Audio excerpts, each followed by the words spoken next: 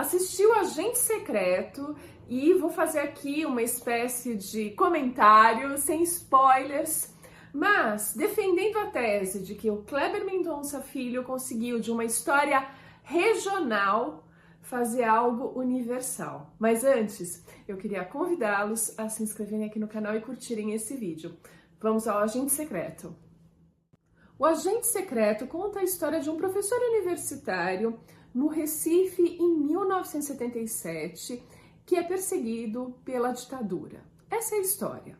Só que usa referências as mais diversas, com anacronismos, realismo fantástico, lendas urbanas e cinema. E com esses elementos, o diretor consegue tornar uma história super mega regional em algo universal. E eu acho que isso está refletido nas premiações já ganhas, como Cannes, Critics' Choice e Globo de Ouro, como as que ele ainda vai participar, como o Oscar e o BAFTA. É uma história que qualquer um no mundo inteiro consegue entender. No realismo fantástico, eu vou citar aqui o caso da perna cabeluda que aparece no filme e eu desconhecia. Minha mãe me perguntou o que é isso no meio da história. Eu falei, ai mãe, é tipo o ET de Varginha, a loira do banheiro, sabe essas histórias malucas que as pessoas inventam? Lendas urbanas? E minha mãe na hora já entendeu, como eu também. Eu desconhecia que era uma lenda urbana mesmo que surgiu nessa década de 1970 no Recife sobre uma perna cabeluda que andava chutando as pessoas no meio da rua. Outra figura do realismo fantástico um pouquinho mais específico é a gatinha de duas carinhas, a Lisa e Elis, que a gatinha até ganhou um prêmio de melhor gatinha. Ali eu acho que é um pouquinho mais profundo, falando da Elis Regina, que precisava ter duas caras para conseguir resistir à ditadura como ela fez. Ela mantinha os shows dela e, ao mesmo tempo, desafiava a ditadura com as letras e com a postura dela. Então, ela era a Lisa e a Elis. Então, aí um simbolismo um pouquinho mais refinado, mas que intuitivamente você capta, mesmo morando, sei lá onde, na Finlândia.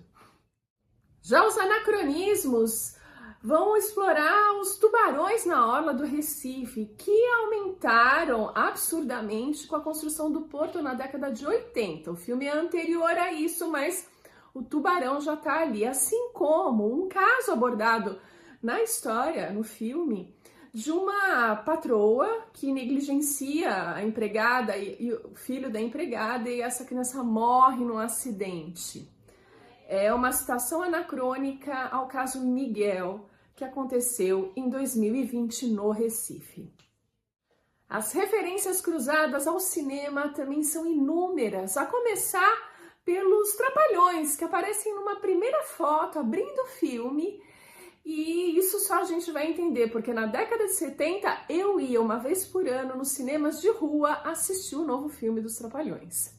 Só que aí a gente vai para referências internacionais, porque está em cartaz lá no cinema do Recife, Tubarão e a Profecia. E na Profecia é fantástico, porque tem um momento que está rolando a exibição e uma mulher é retirada do cinema carregada, porque estava incorporando um espírito ali dentro, trazendo essa referência mundial à profecia para nosso âmbito nacional, com uma incorporação dentro da sala de cinema. Agora, eu fui surpreendida por uma lembrança muito querida da minha infância, meu filme predileto, vocês não vão acreditar, mas aparece numa cena com uma TV ao fundo, o Jean-Paul Belmondo, no filme O Magnífico, que ali eles traduziram como O Agente Secreto, e pode ter essa tradução também. Era um filme, gente, maravilhoso. Eu vou ter que contar esse filme. Ontem no filme, quando eu vi, eu falei, mãe, é o Jean-Paul Belmondo, meu filme predileto. O Jean-Paul Belmondo era um ator francês muito famoso na época. E esse filme, O Magnífico, estreou em 1973, mas passava na TV quando eu tinha meus 10, 12 anos, e eu assisti o Magnífico, que conta a história de um escritor. Olha só a vida imitando a arte, sei lá, ou a arte imitando a vida, mas era um escritor que escrevia novelas, romances de espionagem. E nesse, sei lá, 40º livro dele, ele resolve se incluir como um super agente secreto e incluir as pessoas que moram ao redor dele, que ele convive, também como personagens na história. Então a vida e a história se misturam e é uma sátira fenomenal. Eu morria de rir quando eu era criança e eu era apaixonada pelo Jean-Paul Belmondo e por esse filme. Gente, eu acho que eu captei no máximo, sei lá, 10, 20% dos simbolismos, das camadas que esse filme tem. E essa parte mais lúdica que o Kleber Mendonça Filho coloca, eu acredito que seja para tornar mais palatável esse thriller psicológico, esse thriller político, esse thriller é assustador. Porque a gente vai conviver, ou melhor, é a experiência de conviver com medo da repressão, com medo silencioso de ser morto, sem ter nem a chance de entender por quê. Enfim, é algo que está muito arraigado nos brasileiros, principalmente os que têm um pouquinho mais de idade, e isso também está no mundo todo. Então fala de um medo que é muito comum em vários pontos desse mundo. Então eu acho que sim, tem muita chance de emplacar no Oscar. Ele consegue, com essas manobras, com essas figuras que ele vai usando, contar uma história universal, mesmo partindo de pontos super específicos lá do Recife, que eu desconhecia.